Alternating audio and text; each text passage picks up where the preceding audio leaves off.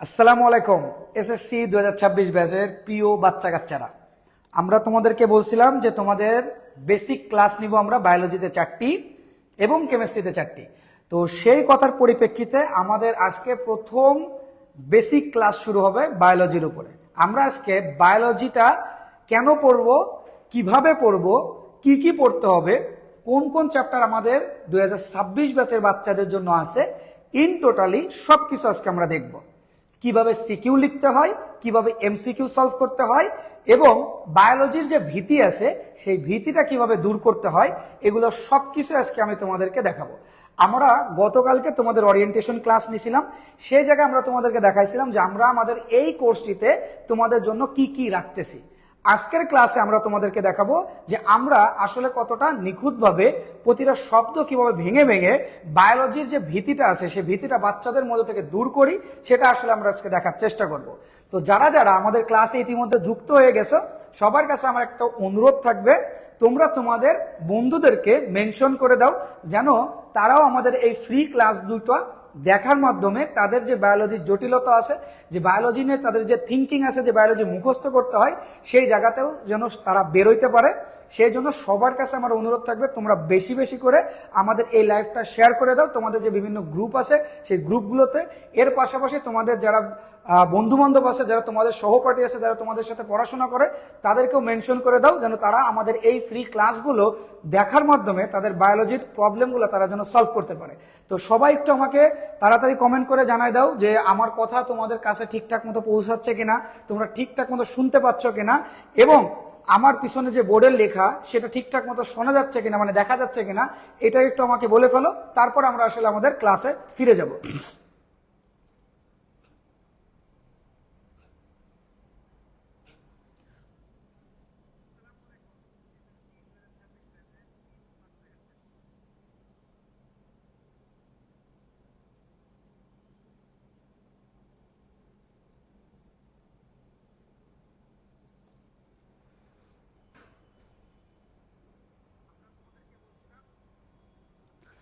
আচ্ছা, ইতিমধ্যে আমাদের লাইভ ক্লাসে অনেকে যুক্ত হয়ে গেছে। মিরাজ গোলাপ লেখছে অল ক্লিয়ার, কথা ক্লিয়ার, কিন্তু পুরো মাথার উপর পড়া কি পড়া মাথার উপর দিয়ে যাচ্ছে, আমি তো পড়ানো শুরুই করি নাই। ইমন তোরে মার দেবো। গুলশানারা রোজি লিখছে স্যার আপনার এসএসসি ব্যাচ কত বলেন প্লিজ। আমার এসএসসি ব্যাচ শোনার দরকার নেই, তোরা তো শুনে কি হবে। রিফাত হোসেন লিখছে অল ওকে, ঠিক আছে। আমাদের কাছে যারা যারা ক্লাস করতেছে অল ক্লিয়ার, সবাইকে মেনশন করে দাও, সবাইকে মেনশন করে দাও যেন সবাই আমাদের এই ক্লাসগুলো দেখতে পারে, ঠিক আছে। আমাদের ক্লাসগুলো যেন সবাই দেখতে পারে, এই জন্য সবাইকে মেনশন করে দাও। ওরা ধরা মেনশন হবে। আজকে যারা বেশি বেশি শেয়ার করবে তারা কিন্তু গিফট পাবে আমাদের থেকে। যারা যারা বেশি বেশি শেয়ার করবে তারা কিন্তু আমাদের এখান থেকে গিফট পাবে। হ্যাঁ, তোমাদের যে গ্রুপ আছে এসএসসি 2026-এর যে গ্রুপগুলো আছে সেখানে তোমরা কিন্তু এটা মেনশন করে দিও। যারা আজকে বেশি বেশি শেয়ার করবে, ফ্রেন্ডদেরকে বেশি বেশি মেনশন করবে। আরে বাবা, সবাই যুক্ত হয়ে গেছে। স্যার ফিজিক্স কি করাবেন কোর্সে? এক কোর্সে আর কত কিছু চাস রে, এক কোর্সে physics, chemistry, biology, math, hand math সব। ইনশাল্লাহ আমরা চেষ্টা করবো আস্তে আস্তে সবকিছুই ধাপে ধাপে নেওয়া আসার জন্য। স্যার আমরা বেসিক সহ চ্যাপ্টার ভিত্তিক ক্লাসে যাতে বেসিকটা ভালো করে বিল্ড হয়, ইনশাল্লাহ ইনশাল্লাহ আমরা সবকিছুই করব, আমরা সবকিছুই রাখবো, আমরা সবকিছু তোমাদের জন্য করার চেষ্টা করব যেন তোমাদের বেসিকটাও যেন ভালো হয়। এর পাশাপাশি তোমাদের যে ইগুলো আছে, যে প্রবলেমগুলো আছে, সেই প্রবলেমগুলো যেন সলভ হয়। আমরা আসলে সবকিছু রাখার চেষ্টা করব, ঠিক আছে। এটা নিয়ে তোমাদের কোনো টেনশন করার দরকার নাই, আমরা সবকিছুই রাখবো। দেখো, তো ইতিমধ্যে আমার অনেক বাচ্চা যুক্ত হয়ে গেছে, অলরেডি অনেকেই যুক্ত হয়ে গেছে। এখন আমরা আমাদের ক্লাসগুলো করব। ফাতেমাতুজ জোহরা অলরেডি কিন্তু সে উড়া ধরা মেনশন করা শুরু করছে, ঠিক আছে।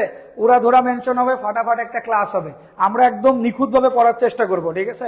আমরা একদম নিখুঁতভাবে পড়বো, 3D অ্যানিমেশনে পড়বো। কালকে আমরা 3D অ্যানিমেশন দেখাতে চাইছিলাম, কিন্তু আমরা গতকালকে দেখাতে পারিনি। আজকে আমরা একদম 3D অ্যানিমেশনে ক্লাস করব।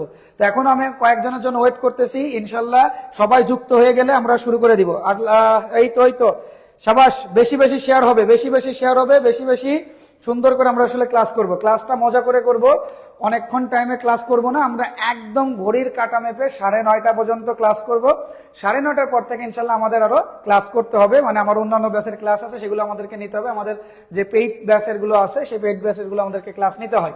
তো আমরা আজকে আসলে যেটা দেখতে যাচ্ছি সেটা তো কিন্তু তোমরা সবাই জানো যে তোমাদের বই। তো আমরা আল্লাহর নাম করে শুরু করি।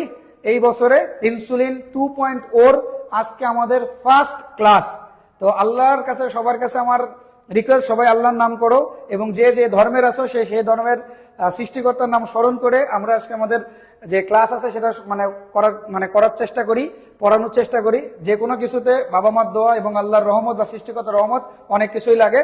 তো তোমাদের যেহেতু এটা আমাদের সাথে প্রথম ক্লাস, তো প্রথম ক্লাসে আমি তোমাদেরকে বেসিক কিছু ধারণা দেওয়ার চেষ্টা করব, ঠিক আছে? তো আমার সামনে যেটা দেখা যাচ্ছে সেটা হচ্ছে জীববিজ্ঞান। জীববিজ্ঞান মানে হলো বায়োলজি। এই যে বায়োলজি, সবার মধ্যে যে একটা কোশ্চেন জাগে যে বায়োলজি আমরা আসলে কেন পড়বো, আমাদের বায়োলজি পড়ার দরকার কেন, এটা হলো মেন কথা। আমরা ফিজিক্স কেন পড়বো, আমরা কেমিস্ট্রি কেন পড়বো, আমরা আইসিটি কেন পড়বো, এগুলো সবার আসলে জানা উচিত। জীবনে সবসময় 3টা কোশ্চেন করবা, কি পড়তেছি, কেন পড়তেছি, কি কোশ্চেন আসবে। কি পড়তেছি, কেন পড়তেছি, কি কোশ্চেন আসতে পারে। যদি একটা বাচ্চা এই 3টা কি কোশ্চেন করে তাহলে সে জীবনে কোনো জায়গায় আটকাবে না। তো তোমরা প্রথমে যেটা পড়তেছো সেটা হচ্ছে বায়োলজি। প্রথম কথা হলো বায়োলজি কেন পড়বো আমরা, আমাদের দরকার কেন বায়োলজি পড়া। তো বায়োলজিটা শব্দটার মধ্যে আসলে আমরা বায়োলজি দেখতে পারবো। আমাদের আজকে কিন্তু প্রথম লেকচার, ঠিক আছে, ফার্স্ট বেসিক ক্লাস। তো এই ফার্স্ট বেসিক ক্লাসে আমরা বেসিক শিখবো ইনশাল্লাহ। এখন আমরা স্লাইডে শুরু করি নাই, আমরা স্লাইডে ক্লাস নিব ইনশাল্লাহ। আমাদের আগামী 2 ফেব্রুয়ারি থেকে আমরা আমাদের স্লাইডের মাধ্যমে আমরা ক্লাসগুলো নিব। আমরা যেহেতু এখন বেসিক করতেছি, বেসিক ক্লাসগুলো আমরা শিখি। তো প্রথমত বায়োলজি কেন শিখবো সেই কথাটা যদি বলতে চাই তাহলে আমাদেরকে প্রথমে দেখতে হবে যে বায়োলজি মানে কি। বায়োলজি শব্দটা ভাঙলে আমরা 2টা শব্দ পাই। একটা শব্দের নাম হচ্ছে বায়ো, আর একটা শব্দের নাম হচ্ছে লজি। বায়ো শব্দের অর্থ কি জানো? বায়ো শব্দের অর্থ হচ্ছে লাইফ। লাইফ মানে কি ভাইয়া? লাইফ মানে হলো জীবন। আর লজি শব্দের অর্থ হচ্ছে নলেজ। নলেজ মানে কি? নলেজ মানে হলো জ্ঞান। তাহলে বায়োলজি মানে কি ভাইয়া? বায়োলজি মানে হলো নলেজ অ্যাবাউট লাইফ। এই পৃথিবীতে যাদের জীবন আছে তাদের নিয়ে যে ব্রাঞ্চে, সায়েন্সের যে ব্রাঞ্চে তাদের নিয়ে আলোচনা করা হয় সেইটাকে বলা হয় আসলে বায়োলজি। তাহলে বায়োলজি যদি তুমি পড়ো তুমি কি জানতে পারবা? এই পৃথিবীতে যতগুলো প্রাণীর জীবন আছে তাদের সম্পর্কে তুমি একটা ধারণা পাবা যদি তুমি বায়োলজি পড়ো। এখন এই পৃথিবীতে যত প্রাণী আছে তার মধ্যে কিন্তু তুমিও পড়ো, তুমিও কিন্তু একটা প্রাণী। তো তোমার সম্পর্কেও তুমি ধারণা পাবা যদি তুমি বায়োলজি পড়ো। দেখো, সব থেকে বেশি কনসেপ্ট বা সব থেকে বেশি থিওরিটিক্যাল জিনিসপত্র মেলে হলো বায়োলজিতে।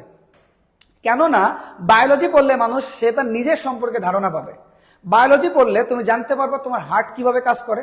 বায়োলজি পড়লে তুমি জানতে পারবে তোমার কিডনি থেকে শুরু করে তোমার ব্রেন, অর্থাৎ একটা ব্যক্তি হিসেবে তুমি কিভাবে কাজ করো, গরু কিভাবে কাজ করে। ইনফ্যাক্ট এই পৃথিবীতে একটা উদ্ভিদ কিভাবে কাজ করে এটা সম্পর্কে তুমি একটা ধারণা পাবা যদি তুমি বায়োলজি বই পড়ো। প্রতিটা সাবজেক্টই খুবই গুরুত্বপূর্ণ এবং প্রতিটা সাবজেক্টে আসলে যুক্তি অনেকটা মেলে। কিন্তু বিশ্বাস করো সব থেকে বেশি যুক্তি মেলে তোমরা মনে করো ম্যাথে অথবা ফিজিক্সে, কিন্তু আমি তোমাদেরকে দেখাবো সব থেকে বেশি যুক্তি মেলে বায়োলজিতে। আমার কথাটা অনেকের কাছে হাস্যাস্পদ লাগলেও আমি আসলে তোমাদেরকে প্রত্যেকটা জিনিস ধরে ধরে প্রুফ করে দেখাবো।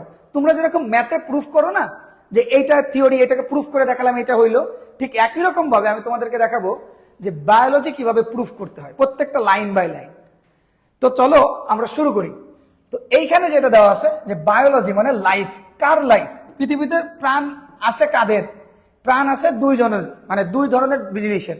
একটা হলো বোটানি। বোটানি, ঠিক আছে, বোটানি। বোটানি মানে জানো? আচ্ছা, এটা পরে বুঝাচ্ছি।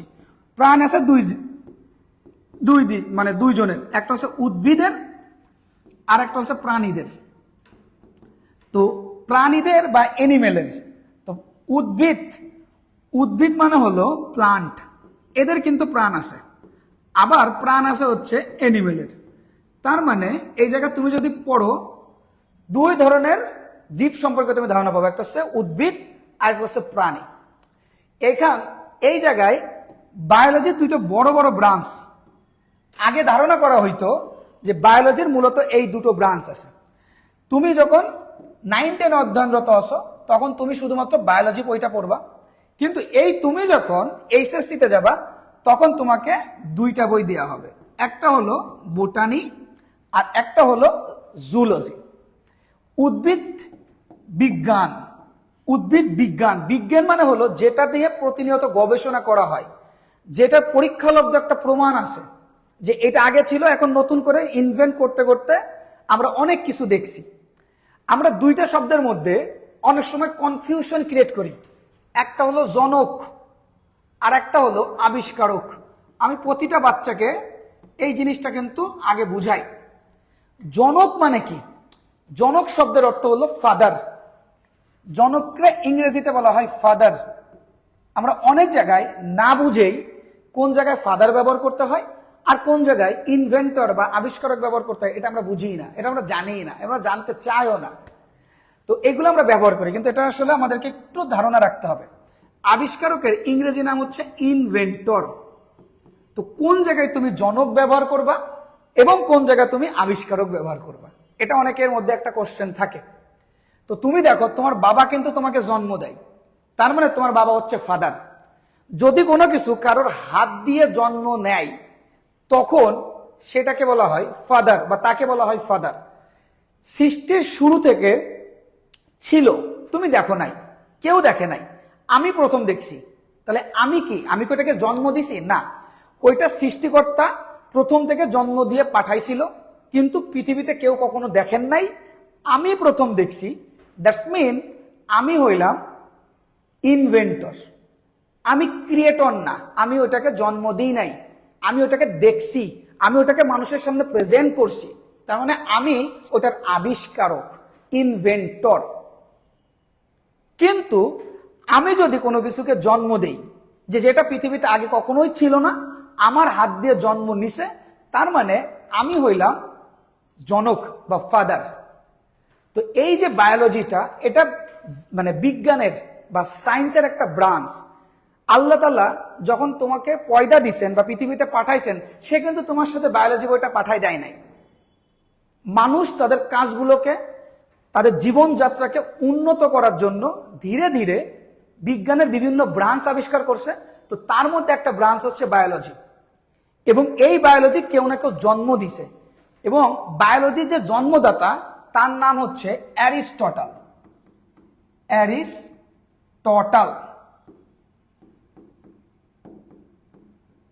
অ্যারিস্টটল, এই অ্যারিস্টটল হচ্ছে বায়োলজির জনক। অ্যারিস্টটল কি? অ্যারিস্টটল হচ্ছে বায়োলজির জনক। তার মানে ইনি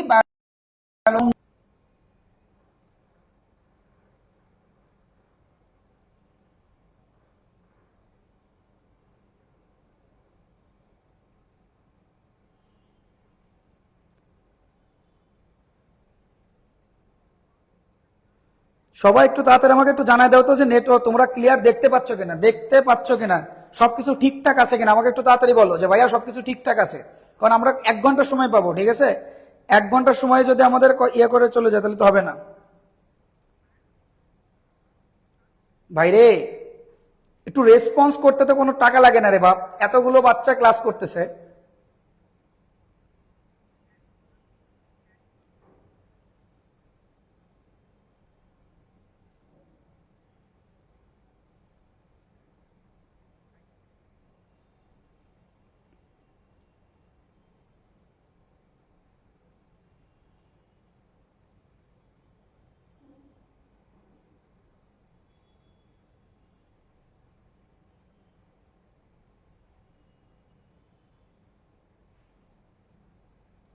আচ্ছা, তোমরা একটু আমাকে তাড়াতাড়ি একটু জানাই দাও না যে নেটওয়ার্কের কোনো প্রবলেম হচ্ছে কিনা, নেটওয়ার্কের কোনো ইস্যু হচ্ছে কিনা।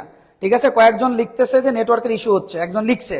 এখন আমি তোমাদের কাছে জানতে চাচ্ছি যে নেটওয়ার্কের কোনো প্রবলেম হচ্ছে কিনা, তোমাদের কাছে ক্লিয়ার কিনা। একটু তাড়াতাড়ি আমাকে বলো, তাহলে আমি তো ক্লাসটা শুরু করতে পারি। ক্লাসটা আমি লিখছে, এখন আমি তোমাদের কাছে জানতে চাচ্ছি নেট প্রবলেম ভাই, সিগন্যাল নেট প্রবলেম হচ্ছে। দেখো তো এখন ঠিক আছে কিনা, এখন ঠিক আছে কিনা একটু দেখো তো এখন।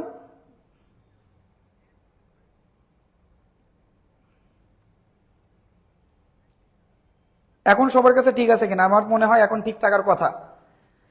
সবাইকে একটু দেখো। হ্যাঁ, net problem clear. MD Ali Akbar লিখছে ক্লিয়ার, এখন ঠিক থাকার কথা। হ্যাঁ, ক্লাসে প্রবলেম হয়েছে মাঝখানে। আচ্ছা, নেট প্রবলেম, আচ্ছা এখন আই থিঙ্ক ঠিক হয়ে যাবে। এখন ঠিক হয়ে গেছে ইনশাল্লাহ, এখন ঠিক হয়ে গেছে। হ্যাঁ, এখন ঠিক হয়ে গেছে, ক্লিয়ার। ওকে, চলো শুরু করি। হ্যাঁ, তো এখন দেখো এখানে যেটা আমরা দেখলাম যে সৃষ্টির শুরু থেকে যেটা পৃথিবীতে ছিল কিন্তু কেউ কখনো দেখে না, আমি দেখছি, তার মানে আমি আবিষ্কারক, আমি ইনভেন্টর। কিন্তু যে জিনিসটা পৃথিবীতে ছিল না, আমার হাত দিয়ে জন্ম নিছে, আমি হলাম জনক বা ফাদার। তাহলে বায়োলজি কিন্তু পৃথিবীতে সৃষ্টির শুরু থেকে ছিল না, এটা কেউ জন্ম দিছেন। যে জন্ম দিছেন তার নাম কি? অ্যারিস্টটল। এজন্য অ্যারিস্টটলকে বলা হয় বায়োলজির জনক। তো উনি বায়োলজিটা কেন জন্ম দিছে? উনি এই কারণেই বায়োলজি জন্ম দিছে, কারণ সে চাচ্ছে যে মানুষ তাদের জীবনযাত্রাকে উন্নত করুক। তো জীবনযাত্রাকে উন্নত করার জন্য তিনি সায়েন্সের একটা ব্রাঞ্চ দেন, এবং সেই ব্রাঞ্চের নাম হচ্ছে বায়োলজি। বায়ো শব্দের অর্থ হচ্ছে লাইফ, আর লজি শব্দের অর্থ হচ্ছে নলেজ বা জ্ঞান। তার মানে বায়োলজি মানে দাঁড়ায় যে নলেজ অ্যাবাউট লাইফ। বায়োলজির প্রধান দুইটা ব্রাঞ্চ, একটা ব্রাঞ্চের নাম হচ্ছে যদি যেখানে উদ্ভিদ বিজ্ঞান আলোচনা করা হয় সেটাকে বলা হয় বোটানি, আর একটা ব্রাঞ্চের নাম যেখানে প্রাণী আলোচনা করা হয় সেটাকে বলা হয় জুলজি। ঠিক আছে, তাহলে একটাতে আলোচনা করা হয় বোটানি নিয়ে, আর একটাতে আলোচনা করা হয় ভাইয়া জুলজি নিয়ে। তো আমরা যদি একটু দেখি এইখানে দেখো, অনেকেই আমরা বোটানি এবং জুলজি জানি, কিন্তু এটাকে কেন এমন নামে ডাকা হয় এটা কিন্তু আমরা জানি না। আমরা ইতিমধ্যে দেখছি বায়োলজির নাম বায়োলজি কেন। কোন শব্দের সাথে যখন লজি থাকবে তার মানে বুঝবা এটা বোঝায় নলেজ অথবা জ্ঞান। তাহলে এখানে কোনটা আছে? জুলজি। তাহলে লজি শব্দের অর্থ কি ভাইয়া? লজি শব্দের অর্থ হচ্ছে জ্ঞান। লজি শব্দের অর্থ কি? লজি শব্দের অর্থ হচ্ছে জ্ঞান বা নলেজ। তাহলে জু শব্দের অর্থ কি ভাইয়া? জু শব্দের অর্থ হচ্ছে অ্যানিমেল। অ্যানিমেল মানে কি? অ্যানিমেল মানে প্রাণী। তাহলে প্রাণী বলতে কি বোঝায়? প্রাণী মানে হলো যাদের জীবন আছে, মানে আমি, তুমি, গরু, ছাগল। আর এখানে এই প্রাণীদের নিয়ে যেখানে ডিসকাস করা হয় সেইটাকে বলা হয় জুলজি, যেটার সুন্দর একটা নাম হলো প্রাণী বিজ্ঞান। তাহলে জুলজিকে কি বলা হয়? প্রাণী বিজ্ঞান। তাহলে প্রাণী নিয়ে যেখানে আলোচনা করা হয় সেটাকে বলা হয় প্রাণী বিজ্ঞান বা জুলজি, যেটা তোমাকে এইচএসসি তে ইন্ডিভিজুয়ালি আলাদা করতে হবে। বুঝলেন না? আচ্ছা, এবার কথা হলো বোটানি তো অনেকে আমরা জানি, কিন্তু বোটানিকে কেন বোটানি নামে ডাকা হয় এটা আমরা জানি না। বোটানি একটা গ্রিক ওয়ার্ড থেকে আসছে, যার অর্থ হলো বোটানিয়া। বোটানিয়া এর অর্থ হলো গ্রাস। গ্রাস তো আমরা সবাই জানি, গ্রাস, গ্রাস মানে কি? ঘাস, অথবা হার্ভ থেকে আসছে। এখন ঘাস জাতীয় যে উদ্ভিদ, মানে ঘাস বোঝাচ্ছে। এখন ঘাস কি প্রাণীদের মধ্যে পড়বে? কখনোই না। তাহলে ঘাস কিসের মধ্যে পড়বে? আমাদের উদ্ভিদের মধ্যে পড়বে। আর এইখানে বলতেছে বোটানি, এটা একটা গ্রিক ওয়ার্ড। কি ওয়ার্ড ভাইয়া? গ্রিক শব্দ। ওই শব্দ থেকে পরবর্তীতে আসছে বোটানি। তো এবার তুমি যদি দেখো এই বোটানি বলো বায়োলজি বলো, এইখানে কিন্তু কি হবে? জনক হবে, ফাদার হবে, ইনভেন্টর কিন্তু হবে না। তোমাকে যদি বলা হয় তোমার বাবা তোমাকে ইনভেন্ট করছে, তার মানে বিষয়টা কি দাঁড়াবে? যে তুমি আগে অন্য জায়গায় ছিলা, এখন তুমি বাবার কাছে চলে আসছো। তার মানে তুমি আগে অন্য জায়গায় ঘুরে বেড়াইতে, এখন বাবার কাছে এসে বলতেছে যে তুমি আমার বাপ। বিষয়টা এমন হয়ে যাবে। কিন্তু এই ক্ষেত্রে ব্যবহার করা হবে কোনটা? তোমার বাবা তোমাকে জন্ম দিয়েছে, তার মানে তুমি হচ্ছে তোমার বাবা, এই ক্ষেত্রে ফাদার বা জনক। তাহলে এইখানে এই যে যেগুলো দেখলাম, this is all about normal thinking about biology. তো এই জিনিসগুলো সম্পর্কে কিন্তু আমাদের চ্যাপ্টার 1-এ বলা আছে, তাই না? আমাদের চ্যাপ্টার 1-এ কিন্তু এগুলো সম্পর্কে বলা আছে। তো এখন আমাদের জানতে হবে বায়োলজির প্রাণ কি। বায়োলজির একটা প্রাণ আছে, ঠিক আছে? সে বায়োলজির প্রাণ কি জানো? বায়োলজির প্রাণ হচ্ছে কয়েকটা শব্দ। প্রথম যে শব্দ, সেই শব্দটা হচ্ছে সেল। দ্বিতীয়টা হলো, আমি মনে করো এখানে একটা ইকুয়েশন তোমাদেরকে দেখাই, কয়েকটা জিনিস, এত বড় লাগবে না।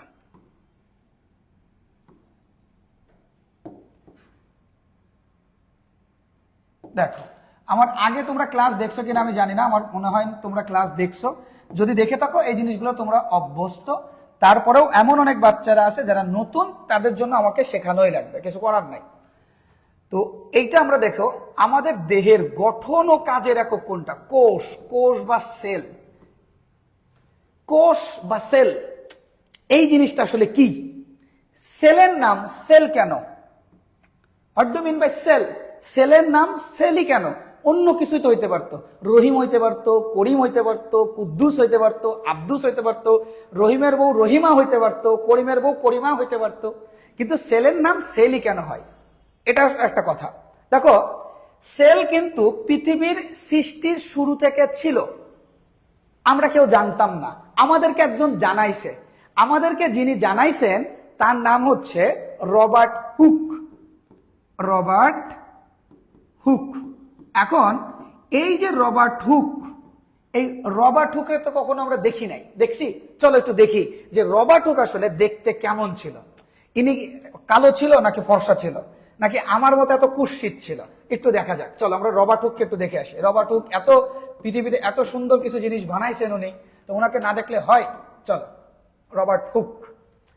আমার পিছনে যে সায়েন্টিস্টকে তোমরা দেখতে পাচ্ছ, এই যে ইনি হচ্ছে রবার্ট হুক। বা ইনি তো অনকাইন্ড, ইনি কি ছেলে না মেয়ে আল্লাহ জানায়, না ঠিক আছে ছেলে। তো ইনি হচ্ছেন রবার্ট হুক স্যার। উনি অনেক কিছু করছেন আমাদের জন্য, ওনাকে অবশ্যই আমাদের রেসপেক্ট দেওয়া উচিত। উনি আবিষ্কার করে গেছেন সেল কি জিনিস। উনার আগে কেউ কখনো বলতে পারে না যে সেল বললে কোনো কিছু এক্সিস্ট করে। তাহলে উনি হলো ইনভেন্টর। এখন উনাকে আমরা অনেকে ফাদার বলি। ফাদার মানে উনি জন্ম দিয়েছে, উনি কি সৃষ্টিকর্তা? কখনোই না। সৃষ্টিকর্তা জন্ম দিয়েছে গরু, ছাগল, হাঁস, মুরগি, গাছপালা সবকিছু। আর তুমি গাছপালা, হাঁস, মুরগি সবাইকে ভাঙতে ভাঙতে শেষ করে ফেলে দাও, কি পাবা জানো? সেল। তার মানে তোমার দেহ তৈরি হয়েছে সেল দিয়ে, তোমার কাজ হচ্ছে সেলের মধ্যে, তোমার যাবতীয় যা কিছু আছে সবকিছু হচ্ছে সেলের মধ্যে। তার মানে তোমার যাবতীয় সবকিছু ভাঙতে ভাঙতে শেষ করে ফেললে পাওয়া যাবে লাস্টে যেটা, সেটাকে বলা হবে সেল। কিরকম আমি চলো একটু দেখাই দিই। মনে করো আমরা একটা এনিম্যাল সেল দেখবো, এটা একটা ঘোড়া। এই ঘোড়াকে ভাঙতে ভাঙতে একদম ওর ভিতরে ঢুকে যাবো আমরা, ভিতরে ঢুকে দেখি এর মধ্যে কি পাওয়া যায়। ভাঙতেছি, যাচ্ছি, আরো যাব, ভাঙতে ভাঙতে একদম শেষ করে ফেলবো, টিস্যু ভাঙলে আরো পাইলাম, একদম লাস্টে যে যেটা পাওয়া যায় এই জিনিসটার নাম হচ্ছে সেল। এই জিনিসের নাম কি? সেল। আমি কিন্তু সেল কথাটা বলি নাই, তুমিও বলো নাই, বলছেন যিনি তিনি হলেন ইনি। কই গেলেন তিনি? কই গেলেন? এই যে ইনি প্রথম বলছেন। এবং ইনি এই কথাটা বলছেন হচ্ছে 1665। তাহলে রবার্ট হুক 1665 সেল দেখছেন। এর আগে কি সেল ছিল না? মানুষ ছিল না, গরু ছিল না, গাছপালা ছিল না? ছিল, দেখে নাই, কেউ দেখে নাই, উনি দেখছেন। এবং উনার এই সেল দেখার পিছনে একটা ইতিহাস আছে। আমরা সবাই কিন্তু কম বেশি গোপাল ভাঁড় দেখছি। তোমরা একটু আমাকে কমেন্ট করে ফেলো তো যে কারা কারা গোপাল ভাঁড় দেখো। আমি তো ভাই দেখার মানে যখনই খাইতে বসি না তখনই আমি গোপাল ভাঁড় দেখি, প্রতিদিনই তো গোপাল ভাঁড় দেখি, এখনো পর্যন্ত গোপাল ভাঁড় দেখি। যদি এখন ওই পরিমাণ সময় হয় না, কারণ এখন তো খাওয়ারই সময় হয় না, সারাদিনে একবেলা খাই কিনা এটা নিয়ে সন্দেহ। তো তোমরা আমাকে একটু বলে ফেলো তো যে কারা কারা গোপাল ভাঁড় দেখে, দেখি আমার মতো কে কে আছে যে গোপাল ভাঁড়ের ভক্ত। দেখা যাক আমার ভাই বোনের মধ্যে কে কে আছে।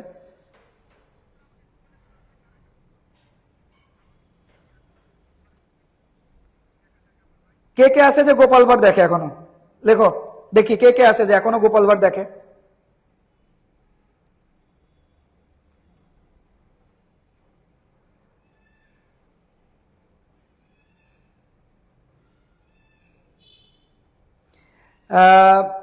মির্জা গোলাপ লিখছে দেখতাম, the style of A teaching biology is liking learning from the seeds. আচ্ছা নেট প্রবলেম, এখনো নেট প্রবলেম? নেট প্রবলেম তো হওয়ার কথা না রে। আচ্ছা এমডি রিফাত হোসেন লিখছে আমি। আচ্ছা ঠিক আছে। দেখো গোপাল ভাঁড়ে একজন দেখবা বিজ্ঞানী আছে, সায়েন্টিস্ট আছে, তো তাকে কিন্তু রাজা মাঝে মাঝে কিছু জিনিস দেয়, দিয়ে বলে যে তুমি আমাদেরকে নতুন করে কোনো কিছু ইনভেন্ট করে দেখো।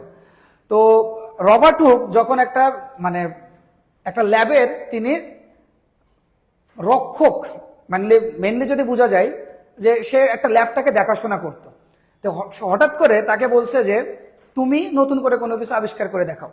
তো উনি চিন্তা করছেন কি আবিষ্কার করা যায়, কি আবিষ্কার করা যায়। তখন উনি মাইক্রোস্কোপের নিচে একটা কর্ক বা বোতলের মুটকা যেটা আমরা বলি, কর্ক বা সিপি, এটা উনি নেন, নিয়ে উনি মাইক্রোস্কোপের নিচে নিয়ে দেখেন। উনি চিন্তা করেন এই যে কর্কটা, এটা তো পানির থেকে ভারী, কিন্তু কর্কটা কেন নিচে ডুবে যায় না? একটা জাহাজ তুমি চিন্তা করো পানির থেকে কিন্তু অনেক ভারী হয়, কিন্তু জাহাজটা কেন ডুবে যায় না? বিষয়টা এমন। তো ওই রকম চিন্তা ধারণা থেকে তিনি চিন্তা করছে যে না, এই কর্কের মধ্যে মনে হয় এমন কিছু তথ্য আছে যেটা আগে কখনো কেউ দেখে নাই, তাহলে আমি দেখি যে কেন এটা পানির মধ্যে ডুবে যায় না। তখন উনি ওটাকে নিয়ে মাইক্রোস্কোপে নিচে দেখেন। তো ওনার সময়কালে যে মাইক্রোস্কোপ তিনি ব্যবহার করছিলেন, সেই মাইক্রোস্কোপে যে কোনো একটা বস্তু 30 গুণ বড় করে দেখা যেত। 30 গুণ বড়, 30 গুণ বড় করে তিনি দেখতেন। যে কোনো একটা কিছু 30 গুণ বড় করে তিনি দেখতে পাইতেন। তো তখন উনি যখন এরকম করে ওই কর্কের সিপি নেন, তখন উনি একটা জিনিস লক্ষ্য করেন। তো তখন তার দেখা যে সেলটা, মানে ওইখানে তিনি যে সেলটা দেখেন, সেটা দেখতে কেমন ছিল একটু দেখাই তোমাদেরকে। দেখো, রবার্ট হুকের এটা ছিল কিন্তু তার মাইক্রোস্কোপ, তিনি যে মাইক্রোস্কোপ ব্যবহার করেন, এবং এই মাইক্রোস্কোপ ব্যবহার করে তিনি যে কোনো বস্তুকে 30 গুণ বড় করে দেখতে পান, 30 গুণ। এবং তিনি যেটা দেখেন সেটা হচ্ছে এই জিনিসটা। উনি চিন্তা করেন যে এরকম কোনো কিছু কারা থাকে, যে কারা এরকম, এই জিনিসটাকে কি নাম দেওয়া যায়, কি নাম দেওয়া যায়। তখন উনি চিন্তা করলো যে যারা সন্ন্যাসী হয়, যারা ঘর বাড়ি ছেড়ে অন্য জায়গায় বসবাস করে, তখনকার মিশরীয়রা এরকম ছোট ছোট ঘর, যখন তোমরা ছোটবেলায় কোনো কিছু আঁকতে না পারছো, তখন এরকম করে ছোট ছোট ঘর এঁকে দিছো। তো এই ছোট ঘরগুলোকে, যে ঘরগুলোতে মানে সন্ন্যাসীরা থাকতেন, সেই ঘরগুলোর নাম দেওয়া হতো সেলুলা। কি নাম দেওয়া হয়েছে? সেলুলা। সেলুলা। এই সেলুলা শব্দের অর্থ হলো স্মলেস্ট চেম্বার, স্মলেস্ট চেম্বার, যেটাকে বাংলায় যদি বলা হয় ক্ষুদ্র প্রকোষ্ঠ, ক্ষুদ্র প্রকোষ্ঠ, ঠিক আছে, অথবা লিটিল বক্স, লিটিল বক্স, মানে ছোট্ট ছোট্ট বক্সের মতো, ছোট্ট ছোট্ট বক্সের মতো। তুমি যদি একটু খেয়াল করে দেখো, এই জিনিসটা কিসের মতো? ছোট্ট ছোট্ট বক্সের মতো। সেল জিনিসটা আমরা আরেকটু ভালো দেখি কখন জানো? ওই যে যারা কয়েদি, যারা খুন খারাপি করে, মাস্তানি করে, তাদের ওই জায়গায় সেলের মধ্যে, আরো বাংলা মুভিতে খুব ভালো দেখা যায়, সেলের মধ্যে এরকম করে ধরে আছে, ওইটাকে কিন্তু বলে সেল। সেল মানে ছোট্ট ছোট্ট ঘরে রাখা হয় যাদেরকে। তো এই জায়গা থেকে আমাদের এই জিনিসটা আসছে সেল। তো আমার বডিকে তুমি যদি ভাঙতে ভাঙতে শেষ করে ফেলো, কোনটা পাবা? লাস্টে যে সেল পাবা। একটা বিল্ডিং তুমি ভাঙতে ভাঙতে শেষ করে ফেলো, কি পাবা? ইট। ঠিক একই রকম ভাবে তোমার বডিকে যদি ভাঙতে ভাঙতে শেষ করে ফেলি, তাহলে কি পাওয়া যায়? সেল। এখন কথা হলো ভাইয়া, তার মানে কি আমার বডিতে একটা সেল আছে? আমার বডি থেকে তাহলে একটা সেল আছে? না, আমার বডিতে অনেকগুলো সেল আছে। একটা আদর্শ ব্যক্তির বডিতে, আদর্শ দেহে, আদর্শ ব্যক্তির বডিতে, আইডিয়াল একটা বডিতে 100 ট্রিলিয়নের মতো সেল থাকে। 100 ট্রিলিয়নের মতো সেল থাকে। কথা বুঝছো? এখন কথা থাকতে পারে ভাইয়া, তাহলে যে 100 ট্রিলিয়ন সেল, কিন্তু আমি আসছি কয়টা সেল থেকে? আমার বডিতে কয়টা সেল ছিল? আমার দেহে কয়টা সেল আছে? তা আমি যদি একটু দেখাই, দেখো, আমরা একটা সেল থেকে আসছি। পৃথিবীতে সেল হয় 3 ধরনের। কি কি? একটা হলো এ সেলুলার, যেটাকে বাংলায় বলা হয় অকোষীয়। 3 ধরনের সেল থাকে। দ্বিতীয়ত যেটা আছে সেটা হলো ইউনিসেলুলার, যেটাকে বলা হয় এককোষী, এককোষী। এরপরে যেটা আছে সেটা হলো মাল্টি সেলুলার, যেটা বলা হয় বহুকোষী। কি বলা হয়? বহুকোষী। ঠিক আছে? তো এইখানে আমরা যদি একটু দেখি, দেখো, দাঁড়াও, আমার একটা কল আসছে।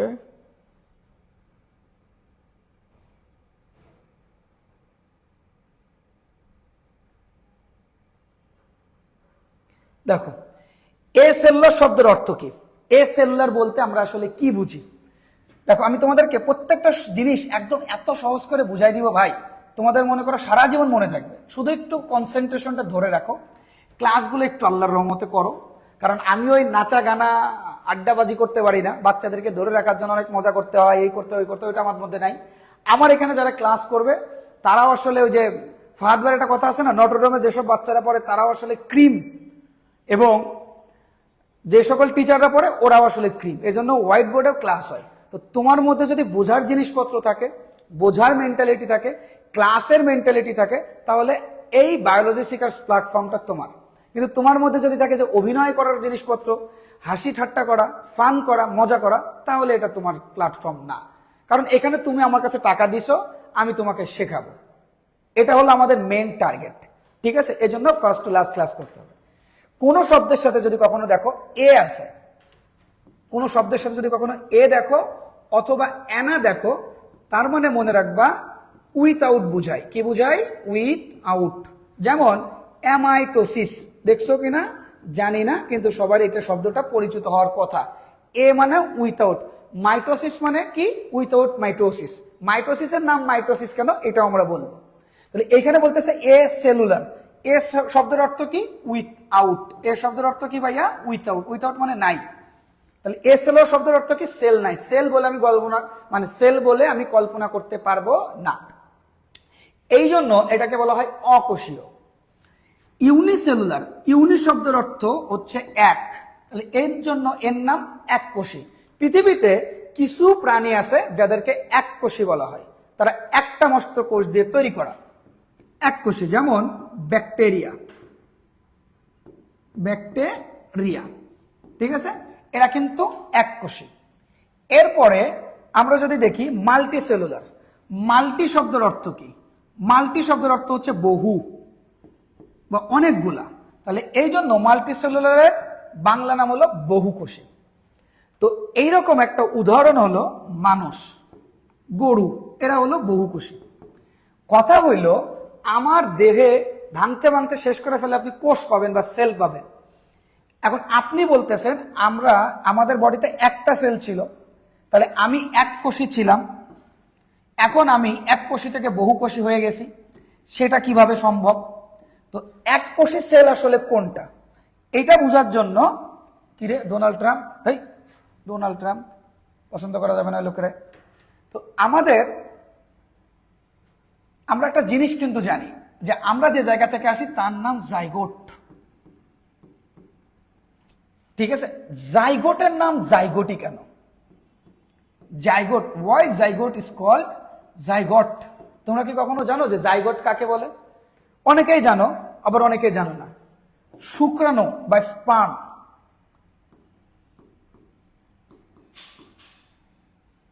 মানে শুক্রাণু, এবং ডিম্বাণু বা এগ, এই দুইটা মিলে যে জিনিসটা তৈরি হয় তার নাম কি? জাইগোট। তাহলে স্পার্ম এবং এগ এই দুইটা মিলে যেটা তৈরি হয় তাকে বলা হয় জাইগোট। এই জাইগোট থেকে পরবর্তীতে যেটা তৈরি হয় তার নাম হলো ভ্রূণ। ভ্রূণ যেটাকে বলা হয় এমব্রায়ো, ঠিক আছে। এটা খুবই গুরুত্বপূর্ণ, আমাদের কাজে লাগবে। এখন কথা হলো ভাইয়া জাইগটের নাম জাইগট কেন? জাইগটকে কেন জাইগট নামে ডাকা হয়? জাইগট শব্দটা আসছে জাইগাস থেকে, জাইগাস, যার অর্থ হলো কম্বিনেশন। কম্বিনেশন মানে কি? জোড়া দেওয়া, জোড়া লাগানো, জোড়া লাগানো। কথাটা হলো ভাইয়া কার কার মধ্যে জোড়া লাগাবো? কোন দুটো জিনিসের মধ্যে জোড়া লাগাবো? এখানে তো আমি বলেই দিছি, স্পার্ম এবং এগ মানে শুক্রাণু অথবা ডিম্বাণু, এর সাথে জোড়া লাগাতে হবে। শুধুমাত্র শুক্রাণুর পক্ষেও সম্ভব না একটা জাইগোট তৈরি করা, শুধুমাত্র ডিম্বাণুর পক্ষেও সম্ভব না একটা জাইগোট তৈরি করা। শুক্রাণু প্লাস ডিম্বাণু দুইটাই লাগবে। তো শুক্রাণু আর ডিম্বাণু মিলে যেটা তৈরি করে তার নাম হলো জাইগট। জাইগট শব্দটা আসছে জাইগাস থেকে, যার অর্থ কম্বিনেশন বা জোড়া লাগানো। কার কার জোড়া লাগানো? শুক্রাণু আর ডিম্বাণুর জোড়া লাগানো। এখন আমরা কি জাইগোট অবস্থায় থাকি? না। একটা জাইগোটের সাইজ হয় একটা পেনের সাইজের মতো। একটা জাইগোটের সাইজ কতটুকু হয়? একটা জাইগোটের সাইজ হয় একটা পেনের সাইজের মতো, একটা পেন, ঠিক আছে, একটা পেনের সাইজের মতো হয়। তুমি যদি একটু দেখো, মনে করো এইটা একটা পেনের সাইজ, এই যে এটা একটা পেন, এটা একটা পেনের সাইজ। এই পেনের সাইজ যতটুকু হয়, একটা জাইগোটের সাইজও আসলে এতটুকুই হয়। তো তুমি কি ওই অবস্থানে আসো? না। তাহলে তুমি এর থেকে আস্তে আস্তে বড় হইছো। তো জাইগোটের পরবর্তী যে অবস্থা, এই জাইগোটের পরবর্তী অবস্থাটাকে বলা হয় ভ্রূণ। ভ্রূণের পরবর্তী অবস্থাটাকে বলা হয় ফিটাস। ফিটাস মানে ভ্রূণের পরবর্তী যে অবস্থা থাকতেছে সেটাকে ফিটাস। ইন ফিউচার ইনশাল্লাহ আমরা ফিটাস সম্পর্কে আরো বিস্তারিত জানবো। ফিটাসের যে পরবর্তী অবস্থা আছে, এর পরবর্তী অবস্থাটাকে বলা হয়, মনে করো চাইল্ড। চাইল্ড যেটাকে বলা হয় কি, শিশু। শিশুর পরে মনে করো প্রাপ্তবয়স্ক। প্রাপ্তবয়স্ক মানে অ্যাডাল্ট। তার মানে বিষয়টা দাঁড়ালো যেটা, যে আমরা এই যে বিভিন্ন ধাপ পার করে আসছি, আমরা আসলে আসছি কোন জায়গা থেকে? আমরা স্পার্মের থেকে আসছি এবং এগের থেকে আসছি। স্পার্ম আর এগ মিলে যেটা তৈরি করছে এই যে জাইগট, এই জাইগট কিন্তু ইউনিসেলুলার, অর্থাৎ জাইগট কিন্তু এককোষী। এককোষী মানে কি? ইউনিসেলুলার। এই ইউনিসেলুলার থেকে তুমি অ্যাডাল্ট হইছো, তার মানে তোমার বডিতে এখন 100 ট্রিলিয়ন সেল আছে। তার মানে এইখানে ছিল একটা, কিন্তু এই জায়গাটায় তোমার বডিতে এখন কোষ আছে 100 ট্রিলিয়ন। ঠিক আছে, 100 ট্রিলিয়ন সেল আছে। কথাটা হইল, এই একটা সেল থেকে এই যে 100 ট্রিলিয়ন সেল হইল, কিভাবে হইল? এই একটা সেল বারবার ডিভাইডেড হয়েছে, বারবার ডিভাইডেড হয়। ডিভাইডেড হয়ে এই একটা সেল বারবার ডিভাইডেড হয়ে 100টা, মানে 100 ট্রিলিয়ন সেলের রূপান্তর করছে। আর এই প্রসেসটাকে বলা হয় সেল ডিভিশন প্রসেস, যার বাংলা অর্থ হচ্ছে কোষ বিভাজন। তাহলে এবার দেখো, যদি কোষগুলো বিভাজিত না হইতো, তাহলে আমরা আসলে ওই জাইগোট অবস্থায় থাকতাম, আমাদের বডিতে একটা সেলই থাকতো। কিন্তু সেই কোষগুলা বারবার ডিভাইডেড হয়ে হয়ে একটা সময় আমরা 100 ট্রিলিয়ন সেল হয়েছি। তার মানে মোদ্দা কথা দাঁড়াইলো যে আমরা শুধুমাত্র কোষ অবস্থানে নাই, আমাদের কোষগুলো আরেকটু ডেভেলপড হয়েছে, উন্নত হয়েছে। কোষগুলো মিলে মিলে কিছু একটা তৈরি হবে। তো কোষগুলো মিলে যেটা তৈরি হয়, সেই জিনিসটাকে বলা হয় টিস্যু। সেই জিনিসটাকে কি বলা হয়? টিস্যু। বাংলায় বলা হয় কলা। অনেকক্ষণ আমি পড়াইলাম, আমার বাচ্চা কাচ্চা অনেকগুলো কোশ্চেন করছে, এখন আমাদের এই কোশ্চেনের উত্তর দেওয়া উচিত। তো চলো আমরা একটু দেখি, হ্যাঁ, যে কি কি আমার বাচ্চারা কোশ্চেন করছে। যারা যারা ক্লাসে প্রথম থেকে এই পর্যন্ত ছিলা, সবাই আমাকে একটু বলে ফেলো যে এতক্ষণ আমি যেটা পড়াইছি এটা তোমরা বুঝতে পারছো কিনা। তাড়াতাড়ি একটু আমাকে বলে ফেলো যে ভাইয়া এতক্ষণ যতটুকু আপনি পড়াইছেন এতটুকু আমাদের ক্লিয়ার, অথবা কোনো জায়গা যদি বুঝতে না পারো সেই জায়গাটাও আমাকে বলো, আমি ওই জায়গাটা ক্লিয়ার করে তারপরে আমি নেক্সট টপিকে যাব।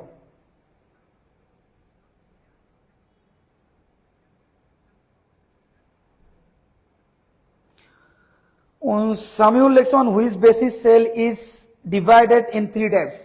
দেখো, তুমি যদি বলো নাম্বার অফ সেল, ঠিক আছে, the number of cell in a organism, একটা অর্গানিজমের মধ্যে কতগুলো সেল আছে এটার প্রেজেন্টে সেলকে কয় ভাগে ভাগ করা যায়, তাহলে ইউনিসেলুলার, মাল্টিসেলুলার অ্যান্ড এসেলুলার। এসেলুলারের একটা যদি এক্সাম্পল দেই, অকোষীয় যদি একটা এক্সাম্পল দেই, তাহলে সেটা হচ্ছে ভাইরাস। তোমাদেরকে অনেকে বলে না তুই মানুষ না, তুই অমানুষ। তার মানে কি তুমি মানুষ না? তুমি মানুষ, কিন্তু মানুষের বৈশিষ্ট্যগুলো বা ক্যারেক্টারিস্টিক্স গুলা তোমার মধ্যে নাই।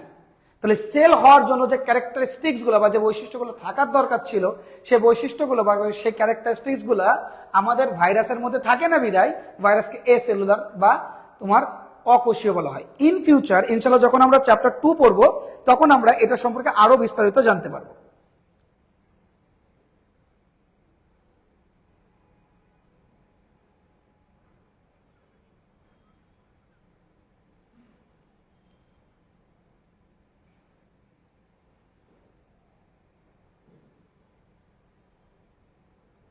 ফারানা ইয়াসমিন মুন্ডি লিখছে, স্যার আপনার ইউটিউব ক্লাস করতে করতে এখন এগুলো পানির মতো লাগে।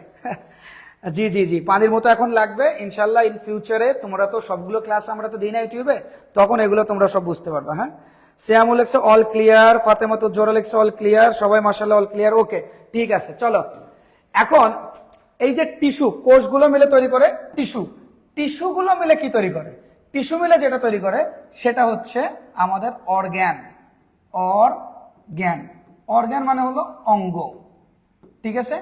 অঙ্গ মিলে যেটা তৈরি করে সেটাকে বলা হয় তন্ত্র বা সিস্টেম। দেখো আমরা তো সবসময় এইভাবে তো পড়াইতে পারবো না, তবে বেসিকটা ভালো থাকলে তখন অনেক তাড়াতাড়ি পড়ানো যায়। আর তন্ত্র বা সিস্টেম মিলে যেটা তৈরি হয় সেটাকে বলা হয় অর্গানিজম। অর্গানিজম মানে কি? অর্গানিজম মানে হলো প্রাণী বা জীব। তাহলে এবার তুমি বলো, তোমার দেহকে ভাঙতে ভাঙতে, মনে করো তোমাকে ভাঙলে পাবো সিস্টেম, সিস্টেম বাংলা কি পাবো? অর্গান, অর্গান বাংলা কি পাবো? টিস্যু, টিস্যু বাংলা কি পাবো? কোষ। এখন একটা কোষ দেখে টিস্যু হয় না, অনেকগুলো কোষ দিয়ে টিস্যু তৈরি হয়, অনেকগুলো টিস্যু দিয়ে অঙ্গ তৈরি হয়, অনেকগুলো অঙ্গ দিয়ে তন্ত্র তৈরি হয়, অনেকগুলো তন্ত্র দিয়ে জীব তৈরি হয়। তাহলে তুমি যদি জীবকে বাঁচাইতে চাও তাহলে কোষকে বাঁচানো লাগবে। এখন কথা হলো ভাইয়া তাহলে কোষ বাঁচাবো কি করে? জীবটাকে বাঁচাইতে চাচ্ছি আমি। ভাইরাস কি জীব? না, ভাইরাস জীবও না, ভাইরাস জড়ও না, ভাইরাস ভাইরাসই।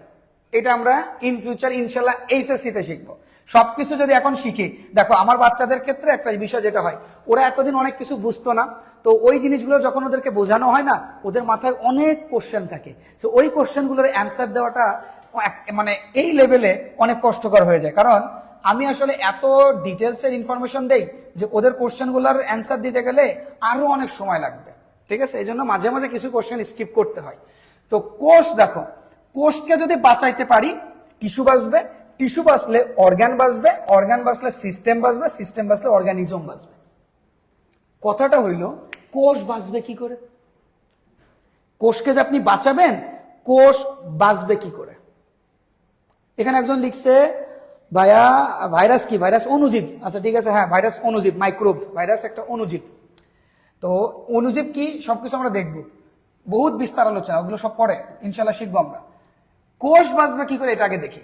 কোষের মধ্যে কেমিক্যাল রিয়াকশন যদি চালানো যায়, কেমিক্যাল রিয়াকশন, কেমিক্যাল রিয়াকশন মানে কি? রাসায়নিক বিক্রিয়া। কোষের মধ্যে যদি রাসায়নিক বিক্রিয়া চলে তাহলে কোষ বাঁচবে। রাসায়নিক বিক্রিয়া বলতে কি বুঝি? মনে করো N2 plus H2 is equal to কি? NH3। এটা কিন্তু একটা কেমিক্যাল রিয়াকশন, রাসায়নিক বিক্রিয়া। আমাদের বডিতে, আমাদের কোষের মধ্যে এরকম হাজার হাজার কেমিক্যাল রিয়াকশন হয়। তো ওই কেমিক্যাল রিয়াকশন গুলোকে যদি করতে হয়, তুমি চিন্তা করো এই জায়গায় নাইট্রোজেন আর হাইড্রোজেন দুটো ভিন্ন জিনিস, দুটো ভিন্ন জিনিসকে যদি একসাথে করতে হয় তাহলে তোমাকে শক্তি দিতে হবে। ঠিক একই রকম ভাবে কোষের মধ্যে যে রাসায়নিক ক্রিয়া বিক্রিয়াগুলো আছে, এই ক্রিয়া বিক্রিয়াগুলো যদি তোমাকে চালাইতে হয়, সংগঠন করতে হয়, তাহলে অবশ্যই তোমার এই জায়গায় এনার্জির দরকার। এনার্জি, এনার্জি, এনার্জি মানে কি? এনার্জি মানে হলো শক্তি, অর্থাৎ সেই জায়গায় শক্তি লাগবে। প্রশ্ন হইল শক্তি কিভাবে পাবো? যদি শক্তি দিতে না পারো তাহলে কোষ বাঁচবে না। কোষ না বাঁচলে টিস্যু বাঁচবে না, টিস্যু না বাঁচলে অর্গান বাঁচবে না। কোষ বাঁচবে না কেন? কারণ কোষের রিয়াকশন গুলো চলবে না। আর এই যে তুমি যে এনার্জি দিবা, এই এনার্জির একটা রূপ আছে, সেই রূপটাকে আমরা বলি এটিপি, যার ফুল মিনিং অ্যাডিনোসাইন ট্রাইফসফেট। এই এটিপি আছে মানে তুমি বেঁচে আসো, এটিপি আছে মানে সেল রিয়াকশন করে, তার ভিতরে কেমিক্যাল রিয়াকশন গুলো হয়, কেমিক্যাল রিয়াকশন গুলো হয় বিদায় সেল বাঁচে, সেল বাঁচলে টিস্যু বাঁচে, টিস্যু বাঁচলে অর্গান বা অঙ্গ বাঁচে, অঙ্গ বাঁচে বলে তন্ত্র বা সিস্টেম বাঁচে, সিস্টেম বাঁচলে তখন অর্গানিজম অথবা জীবটা বেঁচে যাবে। প্রশ্নটা হইল এই জীব বাঁচবে কি করে? জীব বাঁচবে কি করে, এটা হলো কথা। জীবটাকে আমাকে যদি বাঁচাইতে চাও, জীবটাকে যদি আমাকে বাঁচাইতে চাও তাহলে আমাকে অবশ্যই তুমি এটিপি দাও। একটা মৃত ব্যক্তি কখনোই কিন্তু এটিপি তৈরি করতে পারে না। কেন না? এটা একটা বায়োকেমিক্যাল রিয়াকশন আমরা দেখব। তোমাদের মধ্যে কখনো এই প্রশ্নটা জাগে না যে আমাদের বাতাসে এত উপাদান থাকতেও আমরা অক্সিজেনটাকে কেন নেই? আমরা কেন কার্বন ডাইঅক্সাইডকে নেই না? আমরা কার্বন ডাইঅক্সাইডই কেন ছেড়ে দেই? আবার আমি যখন নিচ্ছিলাম তখন আমি নিচ্ছিলাম অক্সিজেন, কিন্তু যখন বের হচ্ছে তখন বের হচ্ছে কার্বন ডাইঅক্সাইড। এটা কেন? কখনো কি এই ধরনের কোনো কোশ্চেন মাথায় আসে? না, কারণ ওই পরিমাণ পরিশ্রম আমরা করতে চাই না। আমাদেরকে সরকার একটা টাইম দেয়, 9-এ 2 বছর, মানে 9-10 2 বছর, এবং এইচএসসিতে অলমোস্ট 2 বছর, অর্থাৎ এই 4 বছরে আমাদেরকে সময় দিছে আমাদেরকে বেসিক সহ পড়াশোনাটাকে ভালো মতো শিখতে। কিন্তু আমরা এই 4 বছরের সময়টা শুধুমাত্র নাম্বারের পিছনে ছুটি। এই নাম্বারের পিছনে ছুটতে গিয়ে আমাদের যতটুকু জানার দরকার ছিল ইন ফিউচার অ্যাডমিশন টেস্টে টিকে থাকার জন্য, সেই পরিমাণ কিন্তু আমরা জানি না। যার কারণে যখনই আমরা এসএসসি এবং এইচএসসিতে প্লাস বা গোল্ডেন, তথাকথিত গোল্ডেন পেয়েও আমরা অ্যাডমিশন টেস্টে খারাপ করি। কারণ না, তোমাকে অ্যাডমিশন টেস্টে পুরো বাংলাদেশের সাথে কিন্তু কম্পিটিশন করতে হবে, বাট তোমার বাবা মা তোমাকে এখন কম্পিটিশন করাচ্ছে পাশের ভাবির সাথে। এই ভাবি গ্রুপ অথবা ভাই গ্রুপ, তাদের অস্ত্র হলো তোমরা। তারা এই যে হিংসাত্মক একটা মনোভাব, তারা একটা ঘোরে চলে, ঘোরে। এ ভাবি আপনার মেয়ে কত নাম্বার পেয়েছে, ও ভাবি আপনার মেয়ে কত নাম্বার পাইছে, চলেন তাহলে ওই স্কুলের টিচারের কাছে যাই। যেহেতু ওই স্কুলের টিচার ভালো নাম্বার দেয়, তার কাছে পড়লেই, এই জন্য আমরা ওই তার পিছনে ছুটি। আবার এই গার্জিয়ান গুলোই দেখবো যে মানে যে কোনো অ্যাডমিশন টেস্টের আগে কোরআন শরীফ নিয়ে বসে থাকে। আবার যে যে ধর্মের আছে সেই সব ধর্মের থাকে, কেউ তো নামাজে পড়ে তো ওঠেই না।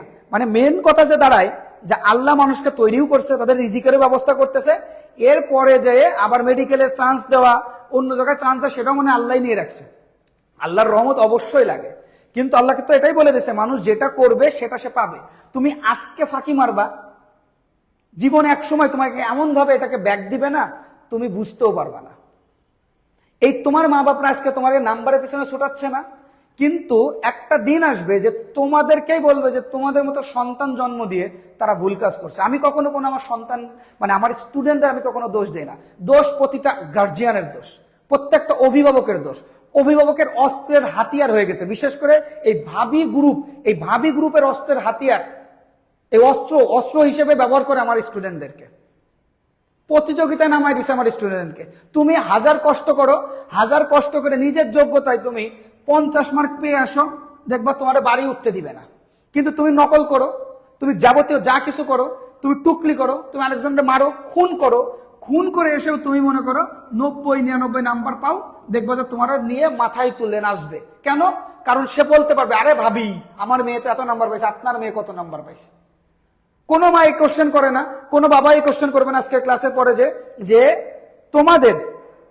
তোমাদের আজকে কতটুকু তুমি শিখছো,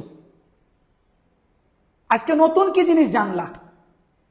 কোশ্চেন হওয়া উচিত ছিল এরকম, আজকের ক্লাসের পরে যে বসবা, বাবা মার সামনে যে বসবা, বলবে তোমার পরীক্ষা কবে? স্যার যা পড়াইছে এটা কি সিলেবাসে আসে? তোমার সামনে না সিটি পরীক্ষা আছে, সিটি পরীক্ষা কি পারবা? এই কোর্স করে কি পারবা? তোমাকে শিখতে দিবে না, তোমাকে জানতে দিবে না, আবার তোমাকে পরবর্তীতে বলবে যে তুমি কেন চান্স পাইলা না। আমি কখনো আমার বাচ্চাদেরকে দোষ দিই না। এবং তোমরা নাম্বার, আবার অনেক বাচ্চারা আছে যে নাম্বারের পেছনে ছোটে। স্কুলের টিচারকে বাংলাদেশ সেই দিনে উন্নয়নের জায়গায় যাবে, উন্নতির দিকে যাবে যেদিন বাংলাদেশে এই সিস্টেমটা চালু হবে। স্কুলের কোনো টিচার অথবা কলেজের কোনো টিচার বাসায় বা কোনো কোচিং সেন্টারে বা কোনো জায়গায় পড়াইতে পারবে না।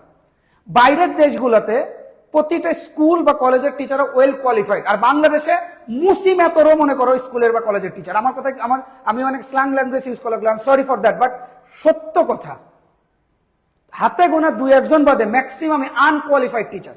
এবং বাচ্চাদেরকে এমন ভাবে ধরে রাখে, এমন ভাবে, মানে কি বলবো, এদের থেকে নিকৃষ্ট মন মানসিকতার মানে আর কেউ হইতে পারে কিনা আমার জানা নাই, যে সে শিক্ষকতার নামে যে নোবেল প্রফেশন, এই প্রফেশনের সাথে সে বেইমানি করতেছে। তুমি একটু খোঁজ নিয়ে দেখো, এই সকল শিক্ষক যারা স্টুডেন্টকে হেনস্থা করে বাসায় ডেকে নিয়ে আসে কোচিং পড়ানোর জন্য, কোচিং একটু ফেল করলে ভাবি পাঠাই দেন। আরে ভাই কই পাঠাবো? পাঠাবোটা কোথায়? আমি তো আমার সন্তানকে স্কুলে পাঠাইছি, আমি তো আমার সন্তানকে কলেজে পাঠাইছি শেখানোর জন্য, আবার কোথায় পাঠাবো? আমাদেরকে কেন তোমার কোর্স করতে হবে? এই কোর্সের জন্য কেন তোমরা এখন ঘুরবা আমার পিছনে? আমাকে জবাব দাও, কেন ঘুরবা যদি তোমাদেরকে স্কুলে পড়ানো হয়? তোমাদেরকে পড়ানোর জায়গা কোনটা? স্কুল। কেন এই রাত্রেবেলা এই 9টা 9:30টার দিকে আমার মতো মানে টিচারে তোমরা কথা শুনবা? তুমি এখন কোনো কিছু শিখতেছো না, তুমি জানতেছো না, তোমাকে জানতে দিচ্ছে না, অথবা তুমি জানতেছো না। আবার তুমি পরবর্তীতে চাচ্ছ যে বাংলাদেশে মাত্র 5,000 সিট মেডিকেলে, মনে করো 5600 সিট এখন হয়েছে, 5600 সিট মেডিকেলে, এবং পরীক্ষা দেবে মনে করো 2 লাখ। তো 2 লাখের মধ্যে 5600 সিটের মধ্যে একটা সিট তুমি চাচ্ছ। এটা কি ইয়ার কি? তোমাকে যদি আমি বলি যে এতগুলো স্টুডেন্ট তুমি সিলেক্ট করো, তুমি কিভাবে করবা? তুমি সেই সব স্টুডেন্টদেরকে বেছে বেছে নিবা যাদের মধ্যে পটেনশিয়ালিটি আছে, যারা জানে যে কোনটা কিভাবে হয়েছে। অ্যাডিনোসিন ট্রাইফসফেটের নাম অ্যাডিনোসিন ট্রাইফসফেট কেন, এটা কখনো পরীক্ষাতে দিবে না। সেলের নাম সেল কেন, এটা কখনো পরীক্ষাতে দিবে না। কিন্তু বায়োলজি বইটা অনেক মোটা, এত বড় বই তুমি যখন মুখস্থ করে রাখবা তখন এটা মানে লংজিভিটি বেশি দিন হবে না। তখন তুমি বারবার পড়বা এবং বারবার বলবা। কিন্তু তুমি যদি ওই জিনিসটাকে বুঝে যাও, তাহলে তোমার এই জিনিসটার অনেক দিন পর্যন্ত তোমার টেকসই হবে, তুমি অনেক দিন পর্যন্ত মনে রাখতে পারবে। এই জন্য বোঝার কোনো বিকল্প নাই। যে সকল স্টুডেন্ট, যে সকল টিচার, যে সকল অভিভাবক বলে যে বায়োলজি মুখস্থ করতে হয়, এদের থেকে দূরে চলো। যেসব সিনিয়ররা বলে বায়োলজি মুখস্থ করতে, এদের থেকে দূরে চলো। যদি তোমার টার্গেট ইন ফিউচার ভালো কোনো কিছু করার উদ্দেশ্য থাকে, তুমি ম্যাথ নিয়ে পড়ো, কেমিস্ট্রি নিয়ে পড়ো, মানে তুমি যেটা নিয়ে পড়ো, তোমাকে বায়োলজির সাবজেক্টটাকে রাখতে হবে। তুমি সায়েন্স পড়লে পিওর সায়েন্স পড়ো, না আদারওয়াইজ পড়ো না। আর কথা বুঝাইতে পারছি? তোমার বাপ বাপ যাই বলুক না কেন, তুমি সবসময় শেখার পিছনে ছোট। কি শিখতেছো এটা তোমার কোশ্চেন করো। তুমি তোমার মার কাছে জিজ্ঞাসা করবা যে তুমি বলো ক্লাস 5-এ বাংলাতে তুমি কত পাইছিলা, ক্লাস 5-এর বিজিএস এ তুমি কত পাইছিলা বলো। সে কিন্তু বলতে পারবে না, কিন্তু তোমাকে সে বলাচ্ছে, তোমাকে সেটা বুঝাচ্ছে যে না তোমার স্কুলে কত নাম্বার পাইছো, 100-তে 99 পাইছো। যদি পারতো তাহলে সে টাকা দিয়ে মনে করো 100-তে 110 নাম্বার নিয়ে আসতো, কিনে ফেলতো টাকা দিয়ে। তোমারে যদি পারতো, তোমারে মনে করো 24 ঘন্টা জায়গায় দিন 28 ঘন্টা বানাইতো, 28 ঘন্টা অথবা 48 ঘন্টা বানাইতো, দিন বানায় তোমার পড়াইতো। পড়ায় আরেক ভাবির সাথে সে তোমাকে কম্প্যারিজন করতো। মানে আমি তো দেখতেছি অফলাইন অনলাইন সব জায়গাতে পড়াচ্ছি, মানে অতিষ্ঠ এই বিষয়টাতে।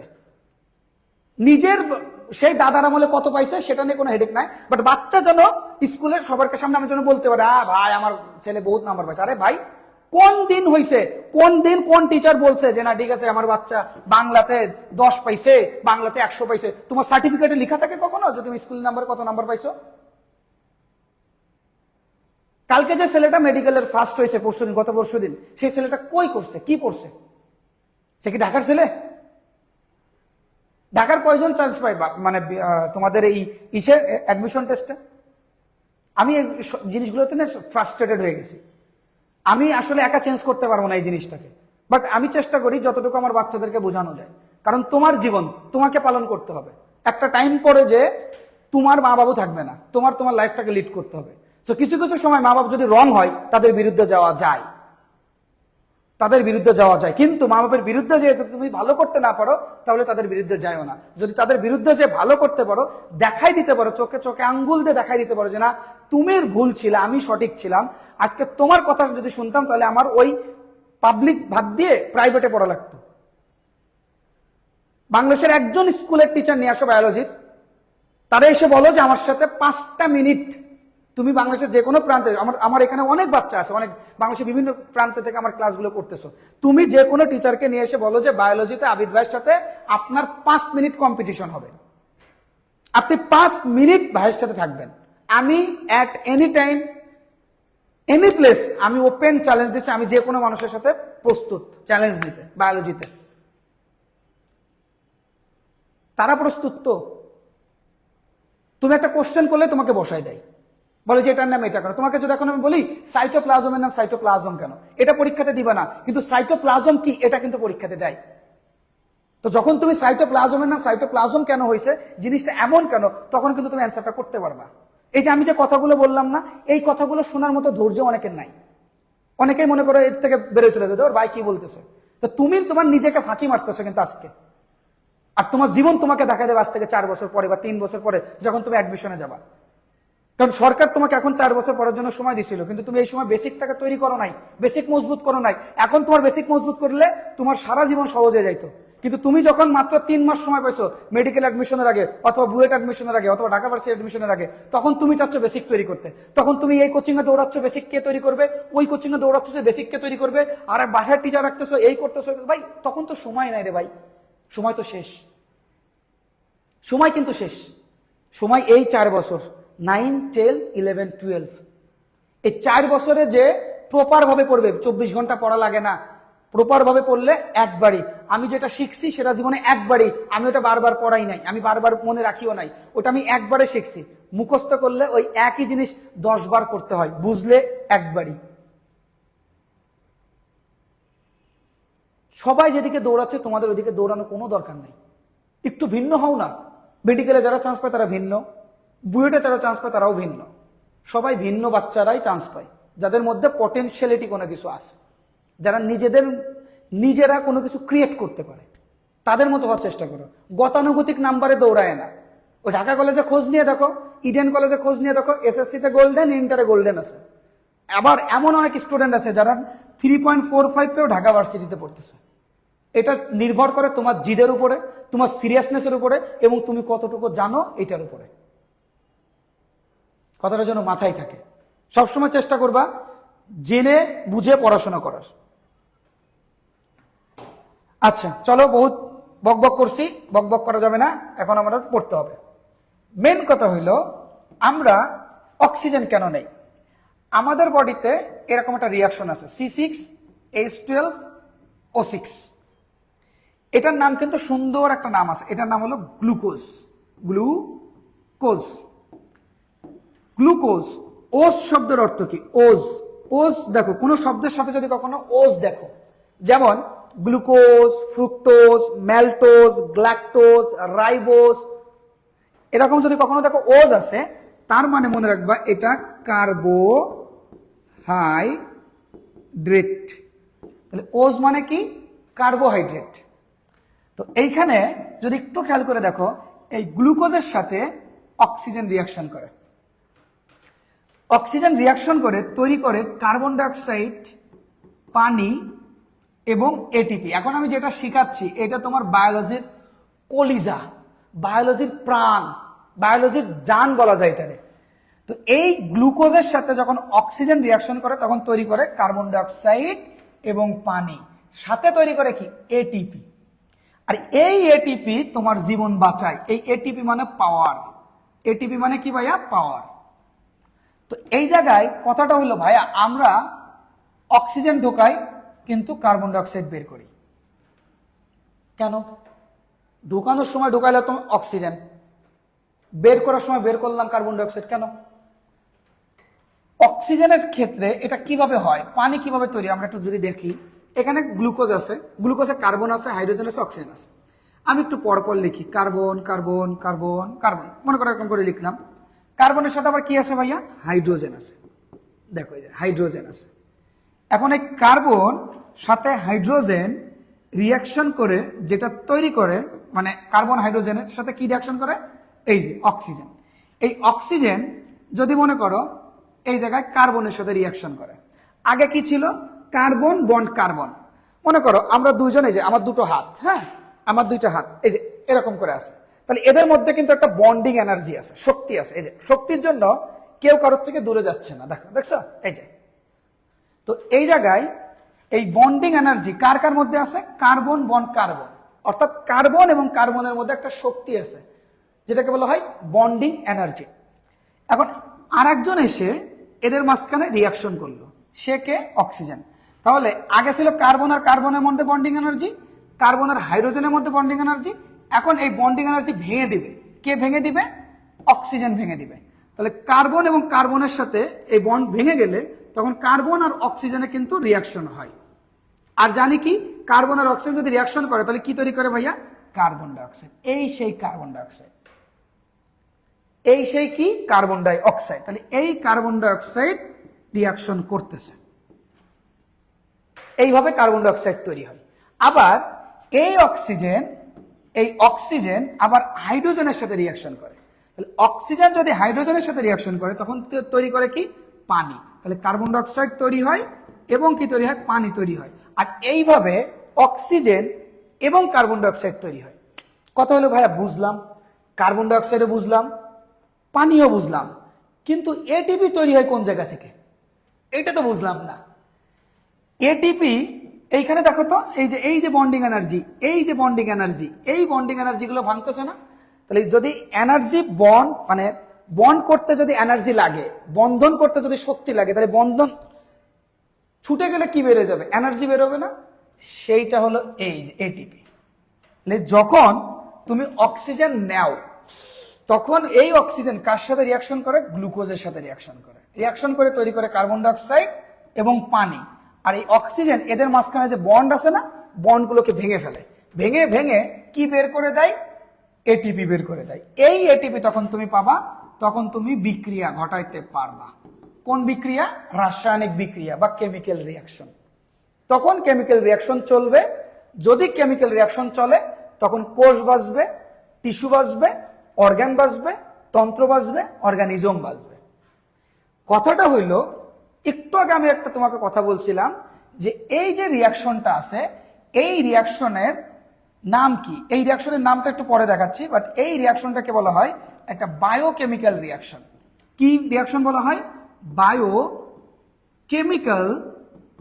বায়োকেমিক্যাল রিয়াকশন, যেটাকে বাংলায় যদি বলা হয় জৈব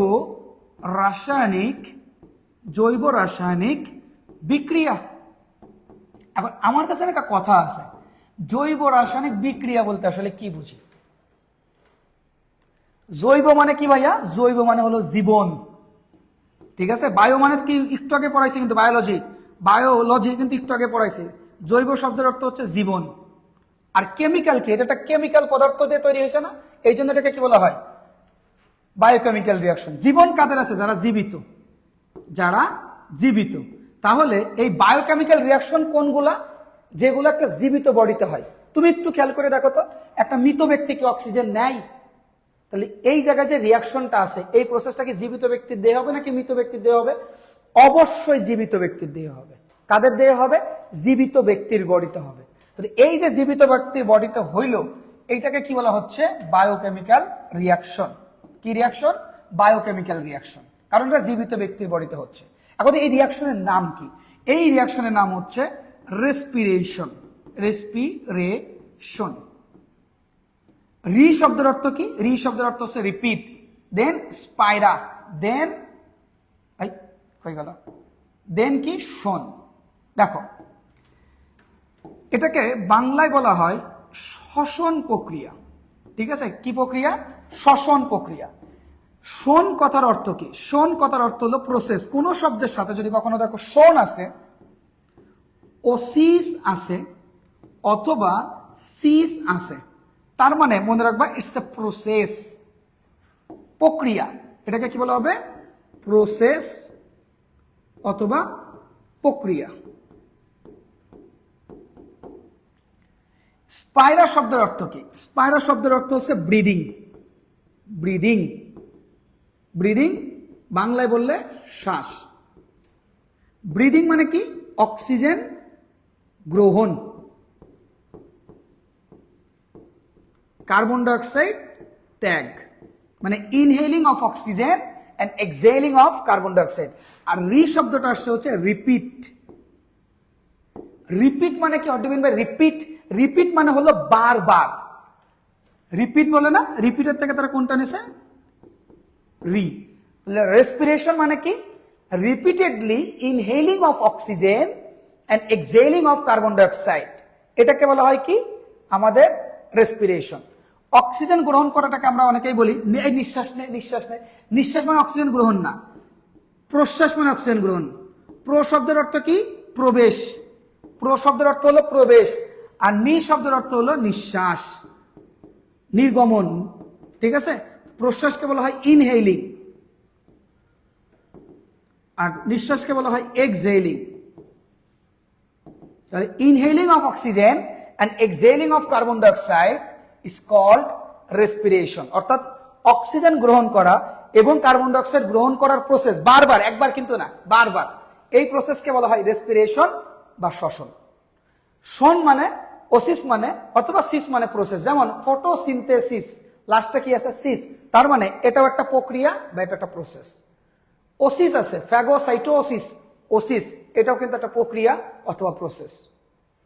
তো এইখানে তোমরা যেটা দেখতেছো এই প্রক্রিয়ার নাম কি? রেসপিরেশন। এখানে তোমার উদ্দেশ্য কি ছিল? এই জায়গা তোমার একটাই উদ্দেশ্য ছিল, সেটা হলো এটিপি তৈরি করা। আর এটিপি মানে কি ভাইয়া? এটিপি মানে হলো পাওয়ার। তো তুমি মনে করো এইখানে পাওয়ার তৈরি করতেছো, তাহলে এই পাওয়ার তৈরি করা মানে কি? পাওয়ার তৈরি করা মানে হলো শক্তি তৈরি করা। তার মানে এইটাকে বলা হয় একটা ঘর, এই ঘরের মধ্যে পাওয়ার তৈরি হচ্ছে। কোন প্রক্রিয়ায় পাওয়ার তৈরি হচ্ছে? রেসপিরেশন বা শ্বসন প্রক্রিয়ায় পাওয়ার তৈরি হচ্ছে। তাহলে এই ঘরের নাম কি বলা হবে? Power house. Power house. আর আমরা জানি কি, what is the powerhouse of the cell? Powerhouse হচ্ছে আমাদের mitochondria. Mitochondria. That's why mitochondria is called powerhouse of the cell, because here is occur respiration process. আর এই কারণে মাইটোকন্ড্রিয়াকে বলা হয় কোষের শক্তিঘর। কেননা শ্বসন প্রক্রিয়ার মাধ্যমে এটিপি তৈরি হয় বিদায় মাইটোকন্ড্রিয়াকে বলা হয় রেসপিরেশন বা শ্বসন, মানে মাইটোকন্ড্রিয়াকে পাওয়ার হাউস বলা হয় বা কোষের শক্তিঘর বলা হয়। এইটাকে বলা হয় বায়োলজির জান, বায়োলজির প্রাণ। কেন? কারণ দেখো তোমার বডি বেঁচে আছে এটার উপর বেস করে। তুমি চ্যাপ্টার 6 পড়তে যাবা, মনে করো চ্যাপ্টার 6 আছে রক্ত। তো রক্তর দরকার কেন? আমাদের বডিতে আমরা রক্ত যদি না পাঠাইতে পারি তাহলে গ্লুকোজ এক জায়গা থেকে আরেক জায়গা যাবে না, অক্সিজেন এক জায়গা থেকে আরেক জায়গা যাবে না, তখন এটিপি তৈরি হবে না। এটিপি তৈরি না হলে কোষ বাঁচবে না, টিস্যু বাঁচবে না, অর্গান বাঁচবে না, সিস্টেম বাঁচবে না, অর্গানিজম মানে তুমি বাঁচবে না। তাহলে তোমার বডিকে বাঁচাতে গেলে অক্সিজেন লাগবে। অক্সিজেনের জন্য রক্ত অক্সিজেনকে এক জায়গা থেকে আরেক জায়গা নিয়ে যায়। আবার এই অক্সিজেন যদি তুমি গ্রহণ করতে না পারো তাহলেও কিন্তু তুমি বাঁচতে পারবে না। রক্ত আছে কিন্তু অক্সিজেন তুমি গ্রহণ করতে পারতেছো না। এই অক্সিজেন নিয়ে কথাবার্তা বলা আছে চ্যাপ্টার 5-এ। আমি কি বলছিলাম যে আমি তোমাদের শুধু শর্ট সিলেবাস পড়াবো না, আমি তোমাদেরকে পুরো বইটা এমন ভাবে আয়ত্ত করে দিব যেন তোমার যে চ্যাপ্টারগুলো মিস করে গেছে সে চ্যাপ্টারগুলো যেন রিকভার হয়ে যায়।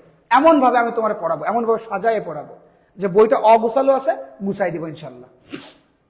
তো এবার দেখো এই অক্সিজেন থেকে গ্রহণ করতে হয়, তাহলে শ্বসন প্রক্রিয়া যদি চালাতে হয় তাহলে কোনটা চালানো লাগবে? যে শ্বসন। তাহলে এই যে শ্বসনের জিনিসপত্র, যে শ্বসনের চ্যাপ্টার 7-এ যেটা আছে সেটারও কিন্তু আমরা শিখে ফেলছি। আবার একটা জিনিস, তুমি যে গ্লুকোজ, একটু খেয়াল করে দেখো তো, এই যে গ্লুকোজ, এই গ্লুকোজ কি বাতাসে থাকে? এই গ্লুকোজ বাতাসে থাকে না। গ্লুকোজ থাকে কোথায়? খাবারে। তো তুমি খাবারটাকে কি করবা? ভাঙবা না?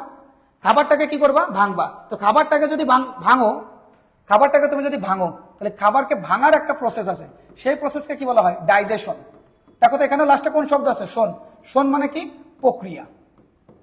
আর আরেকটা শব্দ পাবা, সেটা কি? ডাইজেস্ট। তাহলে এই যে গ্লুকোজ ছিল কিসের মধ্যে? ভাতের মধ্যে। ভাত।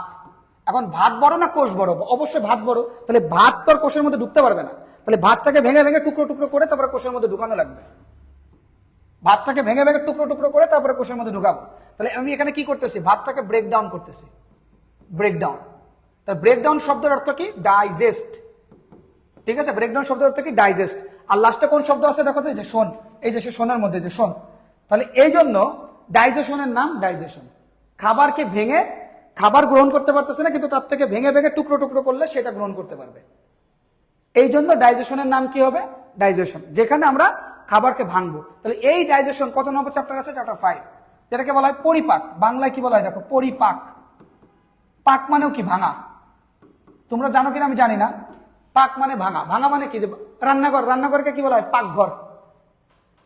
রান্নাঘরকে কি বলা হয়? পাকঘর। পাকঘরে কি হয়? তুমি বাজার থেকে একটা মাছ নিয়ে বড় মাছটাকে ভেঙে ভেঙে টুকরো টুকরো করে তুমি যতটুকু গ্রহণ করতে পারবে ততটুকু দিবে এবং পরিপাটি করে ভাঙবে। এই জন্য তার নাম কি হবে? পরিপাক। তাহলে এই পরিপাক কত নম্বর চ্যাপ্টার আছে? চ্যাপ্টার 5-এ। তো চ্যাপ্টার 5-এর মেন যে থিম এটা কিন্তু হয়েছে।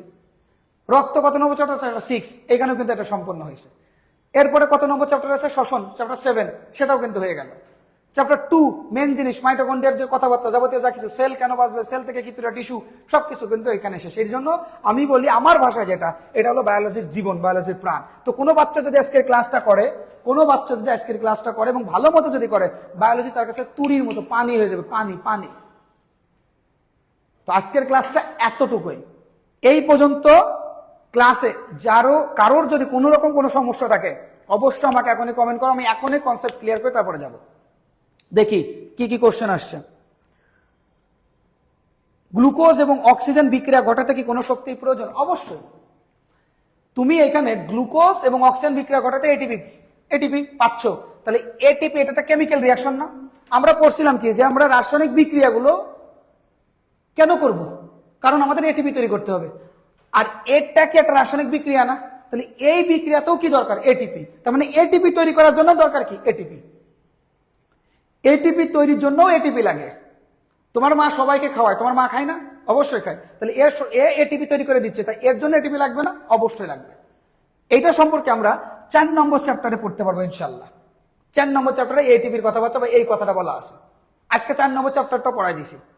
আমি আজকে অনেকগুলো চ্যাপ্টার সহজ করে দিছি, যেহেতু সবগুলো ক্লাস আমি নিতে পারবো না, কে কেমন পড়াবে আমি জানি না, তবে আলোচনা করা যায় যারা ক্লাস নিবে ওরা অনেক ভালো, অনেক এক্সপিরিয়েন্স, ওরা অনেক ভালো পড়াবে। কিন্তু এভাবে ধরে ধরে আমি এতটুকু বলতে পারি, বাংলাদেশে আমার মতো কেউ এভাবে ধরে ধরে প্রত্যেকটা শব্দের ব্যাখ্যা দেয় না, প্রত্যেকটা জিনিস বুঝায় না। আমি বাচ্চাদের কথা অনুযায়ী চিন্তা করছি, বাচ্চারা কিভাবে বুঝবে, এবং আমার কাছে সেসব বাচ্চারা আসলে অ্যাডজাস্ট করতে পারবে যাদের শেখার আগ্রহ আছে। এই যে ক্লাস করতেছো, একটু লং টাইম হয়ে গেল, ক্লাস থেকে বেরোয় গেল, এরা কিন্তু আসলে কিছু করতে পারবে না, এটুকু শিওর থাকো। গ্লুকোজ কোথায় থাকে? গ্লুকোজ তোমার কোষের মধ্যে থাকে।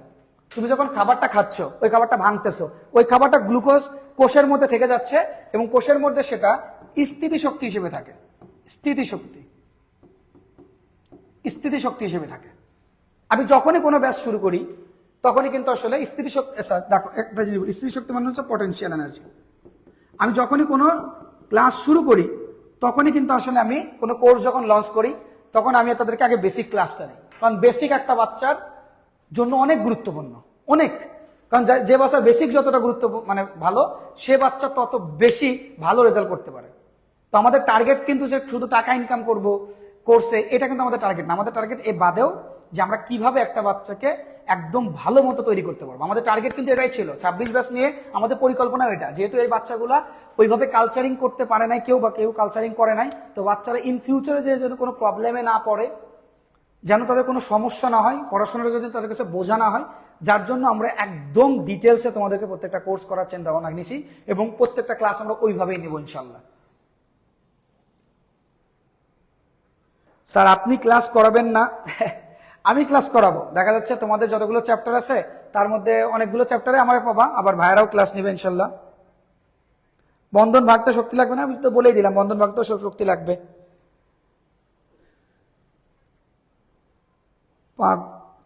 পাকধর এর বিষয়টা, পাকঘর, পাক মানে হলো ভাঙা, পাক পরিপাক, পাক মানে হলো ভাঙা, পরিপাক, পরি শব্দের অর্থ হচ্ছে পরিপাটি করে না, মারা বলে না যে পরিপাটি কর, সুন্দর করে ভাঙা।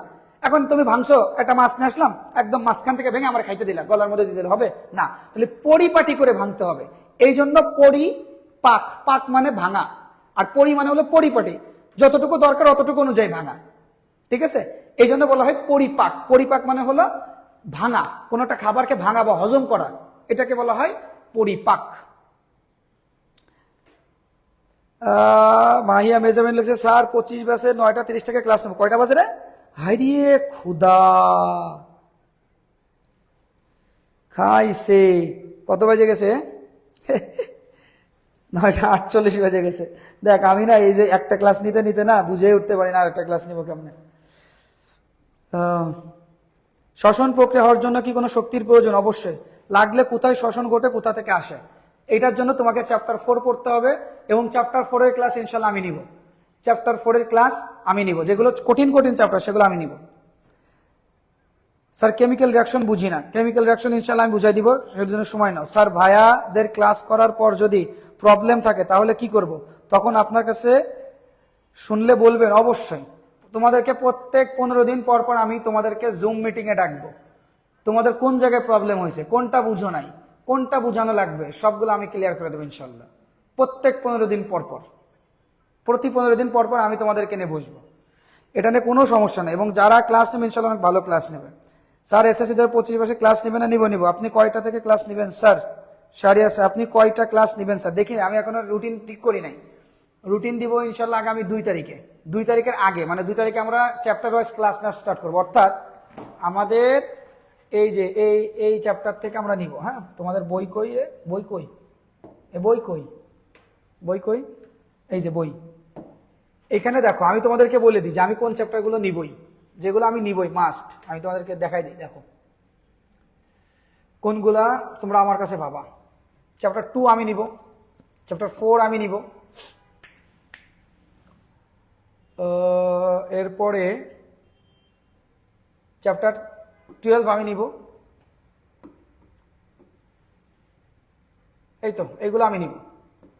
আর যদি নেই তাহলে এই যে 2, 4, 12, আর একটা নিতে পারি, সেটা হচ্ছে সেল ডিভিশন। এই যে এগুলো তো, অর্থাৎ তোমাদের যে 7টা আছে 7টার মধ্যে 3টা অথবা 2, মানে 3টা আমি নিব, এটুকু তুমি শিওর থাকো। যে চ্যাপ্টার 2, 4 সব থেকে কঠিন কঠিন যেগুলো, আর চ্যাপ্টার 12 এগুলো ইনশাল্লাহ আমি নিব।